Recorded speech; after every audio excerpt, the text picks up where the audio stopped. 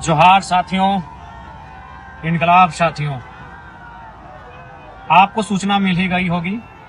पिछले 25 दिनों से झारखंड राज्य के छात्रों द्वारा जो प्रोटेस्ट चल रहा था रांची के जयपाल सिंह मुंडा स्टेडियम में, उस प्रोटेस्ट की जो मांगे थी, जिनमें कुछ मांगों पर सहमति सरकार के द्वारा पूर्व में बन चुकी थी, लेकिन 2-3 महत्वपूर्ण बिंदु थे, मांगे थे, जिन पर सरकार की सहमति नहीं बन रही थी, जिसके कारण प्रोटेस्ट कंटिन्यू जारी था। और अभी सूचना मिली है, आज मुख्यमंत्री हेमंत सोरेन जी के नेतृत्व में कैबिनेट की बैठक में शेष जो मांगे थी, खासकर जो छात्रों की सबसे महत्वपूर्ण मांग रही, टीडीपीएल के द्वारा ली गई सारी परीक्षाएं उन्हें रद्द की जाए, जिस पर छात्र डटे थे, अड़े थे, अडिग थे।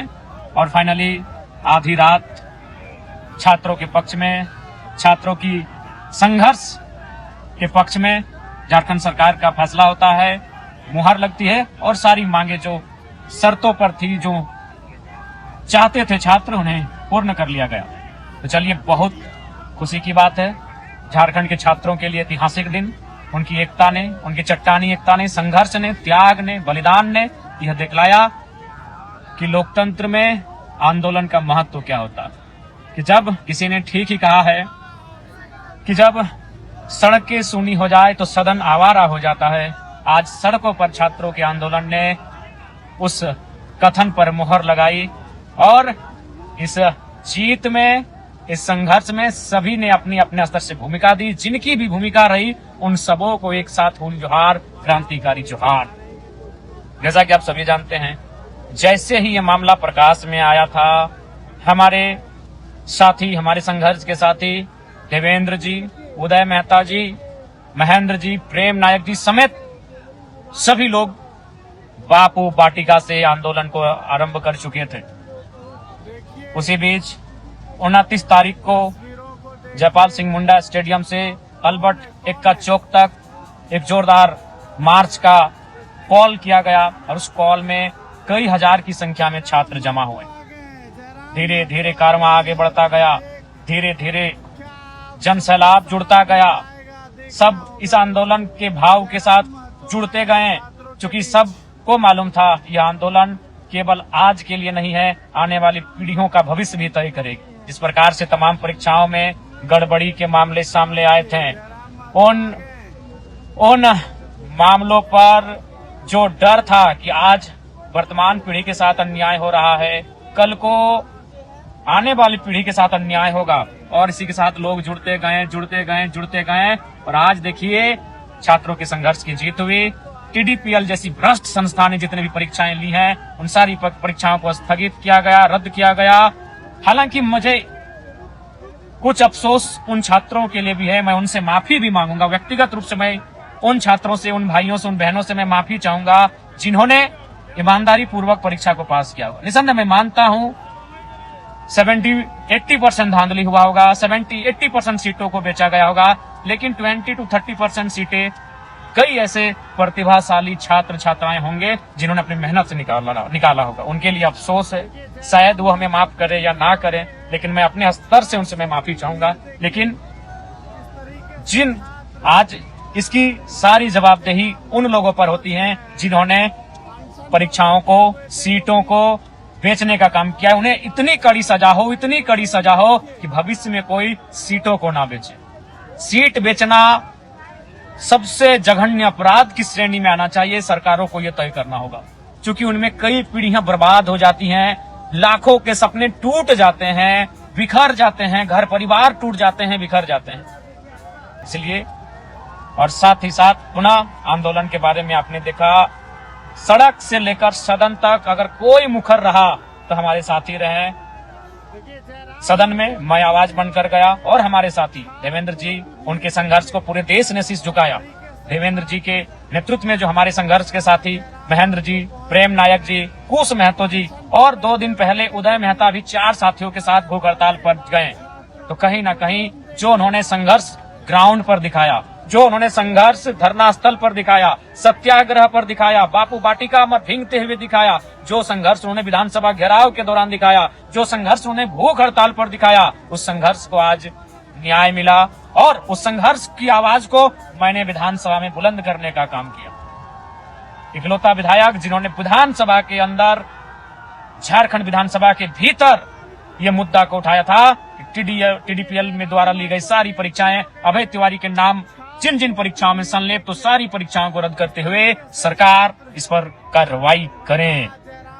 तो चलिए आज सभी साथियों, ये और आपने भी, जो कहावत है ना कि लड़ सकते हो तो लड़ो, अगर लड़ नहीं पा रहे हो तो तुम बोलो, बोल नहीं पा रहे हो तो लिखो, और अगर लिख नहीं पा रहे तो जो लोग लड़ रहे हैं, बोल रहे हैं, लिख रहे हैं, उनका साथ दो। क्योंकि सबने कहीं ना कहीं अपने स्तर से सहयोग किया, साथ दिया, सबों को धन्यवाद। और विशेषकर उन साथियों को जिन्होंने जो 25 दिनों से धरना स्थल पर डटे रहे, जो 25 दिनों पर जयपाल सिंह मुंडा स्टेडियम में डटे रहे, उन भाइयों को, उन बहनों को सबसे विशेष धन्यवाद, सबसे विशेष जोहार मेरा रहेगा साथियों।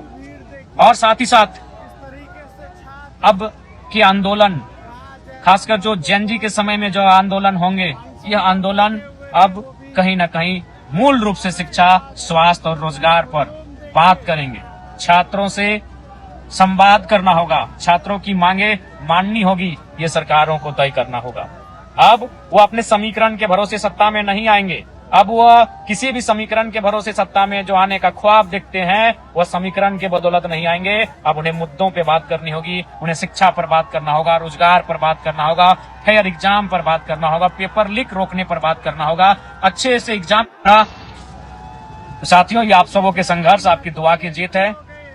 और विशेषकर धरना स्थल पर जितने भी साथी डटे रहे, हालांकि बीच में 2 पंडाल बना, लेकिन मैंने सदैव कहा पंडाल 2 बने हैं, विचार एक हैं, मुद्दे एक हैं, मांग एक हैं, और हम सबों की सहमति एक है। और फाइनली आज उसी सहमति, वही एकजुटता के कारण सरकार को हमारी मांगों को पूरी करनी पड़ी।